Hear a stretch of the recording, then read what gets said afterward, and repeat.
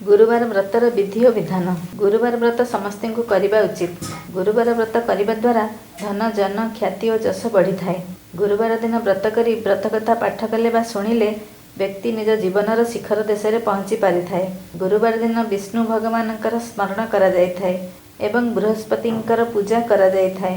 पूजा करने समय मनरे कौनसी प्रकार हिंसा द्वेष और राग रखिबा अनुचित। गुरुवार दिन भगवान बृहस्पतिଙ୍କର पूजार विधान रही। घरे सुख शांति और शीघ्र विवाह पाई साधारणतः यही व्रत करा जाय थाए। गुरुवार दिन कदली गछर पूजा करा जाउथिबारु से दिन कदली मध्य खिया जाय न थाए। गुरुवार पूजा विधि विधान अनुसार करा जिबा उचित। व्रत दिन सकाळु उठी बृहस्पति देवंकर पूजा करा जाय थाए। बृहस्पति देवंकर पूजा हलदिया वस्त्र पिंधि करा जाय थाए। एही पूजारे विशेष करी हलदिया फूल, चना डाली, हलदिया मिठाई, हलदिया चाउल और हलदी आदि दरकार होई थाए।